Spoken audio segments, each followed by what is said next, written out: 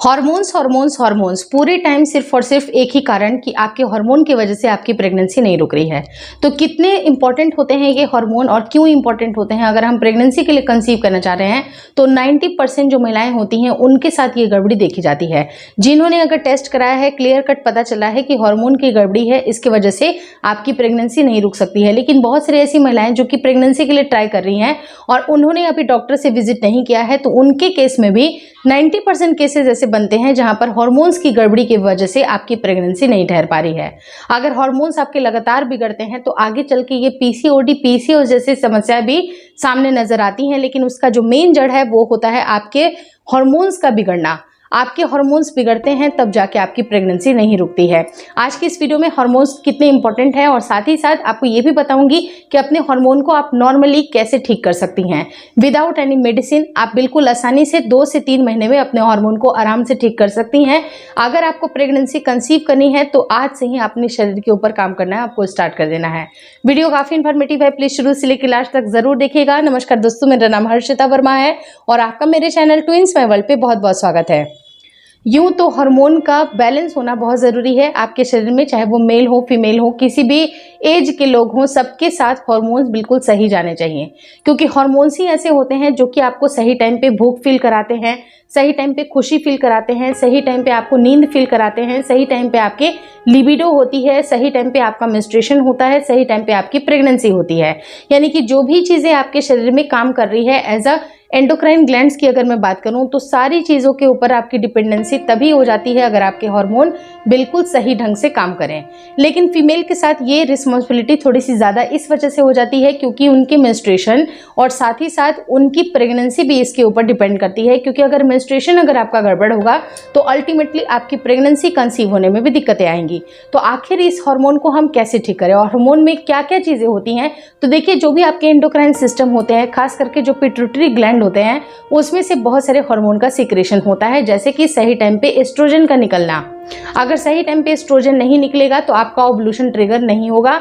दूसरी चीज है कि प्रोजेस्टेरोन का भी सही टाइम पे निकलना जरूरी है, क्योंकि अगर गर्भ में बच्चा फर्टिलाइज हो चुका है, यानी कि जो आपका अंडा है वो फर्टिलाइज हो चुका है, लेकिन प्रोजेस्टेरोन की मात्रा सही से नहीं बन रही है, तो गर्भ में उसको सस्टेनेबिलिटी नहीं मिलती है, वहां पर वो ठहर नहीं सकता है। यानी कि जो आपका गर्भ में जो बच्चे का आरोपण होता है उसके बाद से प्रोजेस्टेरोन की भी आवश्यकता पड़ती है। लेकिन उसके बहुत पहले की अगर बात की जाए तो आपकी लिबिडो की भी इच्छा अगर कम होती है, उससे भी आपकी प्रेगनेंसी में हैम्पर होता है, क्योंकि लिबिडो भी होना बहुत जरूरी है। तीसरी चीज है कि जब अगर आपके जो हार्मोन्स में एलएच और एफएसएच की अगर कमी होगी तो सही टाइम पे आपका अंडा ही रप्चर नहीं होता है। यानी कि इतने तमाम तरह के जो स्टेजेस होते हैं, सब कुछ डिपेंड करते हैं कि आपके हार्मोन्स कैसे हैं। तो अपने हार्मोन्स को बिल्कुल आज से ही ठीक करना शुरू कर दे। अगर आपको हार्मोन की दवाइयाँ दी गई हैं या आपको दवाइयाँ चल रही हैं, लेकिन मेक श्योर करिए कि आपकी डॉक्टर ने आपको दवाइयों के साथ साथ कुछ और भी इंस्ट्रक्शंस बताए हैं, जैसे कि अपने फूड के कंट्रोल में आपको आना है, आपको नॉर्मल एक्सरसाइजेस करनी है। ये सारे जो नेचुरल तरीके होते हैं जिसकी वजह से आप आसानी से अपने हार्मोन को ठीक कर सकती हैं। और फूड से भी सबसे ज़्यादा ज़रूरी होता है एक्सरसाइज। यानी कि एक्सरसाइज अगर आप करती हैं तो आपकी बॉडी के सारे हार्मोन बिल्कुल सही रहते हैं।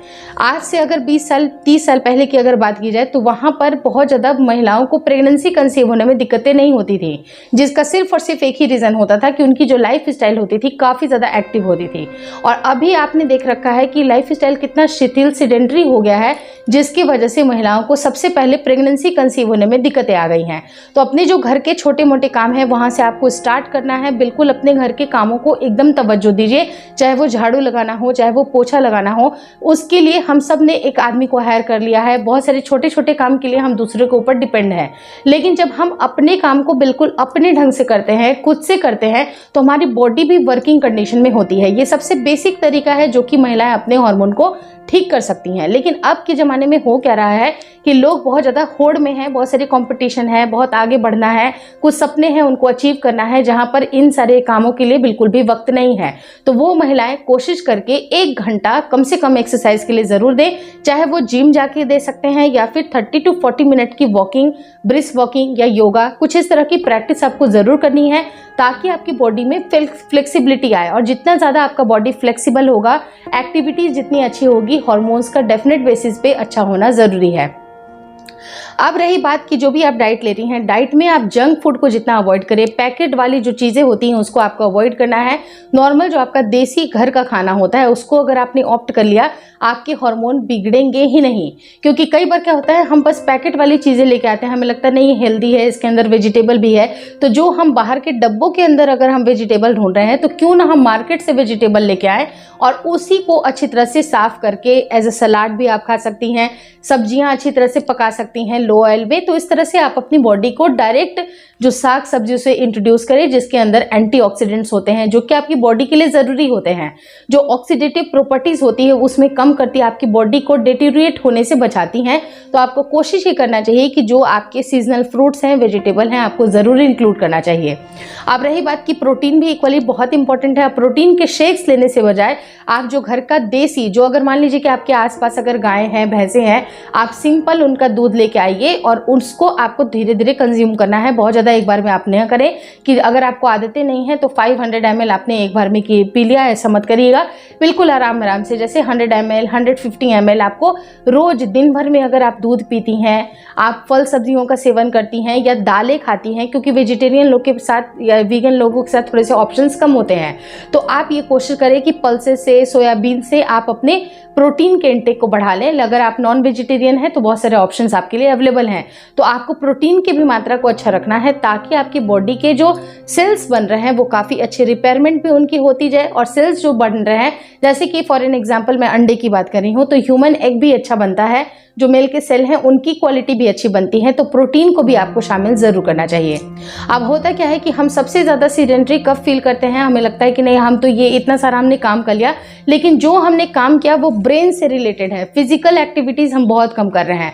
तो फिजिकल एक्टिविटीज़ के नाम पे 1 घंटा दिन भर में आपको ज़रूर देना है। अगर आप 1 घंटा नहीं दे सकते हैं तो यकीन मानिए दोस्तों, आपकी हार्मोन बिगड़ेंगे ही बिगड़ेंगे और आपकी BMI तो गड़बड़ होगी। आपने देखा होगा कि बहुत सारी महिलाएं फैटर जो साइड में होती हैं, बहुत ज़्यादा उनके फैट कंटेंट ज़्यादा होते हैं। तो देखिए, मोटा होना खुद में एक अच्छी बात नहीं होती है, और जब अगर आप प्रेगनेंसी के लिए ट्राई कर रहे हैं तो ये मोटापा आपके लिए घातक साबित हो सकता है। तो आपको कोशिश ये करना चाहिए कि आपकी लाइफ स्टाइल बिल्कुल नॉर्मल चले, नॉर्मल जिसके अंदर एक्टिविटीज़ हों। जहाँ पर आप फूड का सिलेक्शन ले रही हैं तो फूड के सिलेक्शन में भी ऐसा सिलेक्शन आपको करना है जो कि आपको मानसिक शांति दे। आपके भोजन में इतनी शक्ति होनी चाहिए जो कि आपको पोषण दे, ऐसा नहीं कि उसको खा करके आप बीमार हो जाएं। बहुत सारी महिलाओं को आपने देखा होगा कि कुछ खाती हैं उनका पेट फूलने लगता है, दम फूलने लगता है। तो ये ऐसा क्यों हो रहा है? क्योंकि उनके फूड में इतना ज़्यादा ऑयल है, इतने ज़्यादा मसाले हैं। आप बिल्कुल सात्विक भोजन लीजिए, अच्छा भोजन लीजिए, जिसके अंदर आप कोशिश करें कि जो अगर आप ग्लाइसेमिक इंडेक्स की अगर बात की जाए तो नॉर्मल जो गेहूं का आटा है उसके बजाय आप बाजरे का, रागी का सेवन करें, जिसके अंदर ग्लाइसेमिक लोड जो है वो आपको कम मिलेगा। उससे आपका वजन भी कंट्रोल होगा और आपको हेल्दी पोषण भी आपको मिलता रहेगा। आपको अगर 3 रोटी खाने की आदत है, 2 रोटी खाने की आदत है, तो आप 2 रोटी से 1 रोटी पे स्विच करिए और उसके बजाय आप थोड़ी सी सलाद ले लीजिए। उससे क्या होता है कि आप फुल भी फील करिएगा और बहुत ज़्यादा आपको कैलोरी का लोड भी आपकी बॉडी पे नहीं पड़ेगा। तो आपकी बॉडी अच्छी तरह से काम ज़रूर करेगी। एक और भी चीज़ मैं बताना चाहूँगी जिससे कि आपके हार्मोन बिल्कुल सही से काम करेंगे, वो होते हैं सीड साइकिलिंग का प्रयोग करना।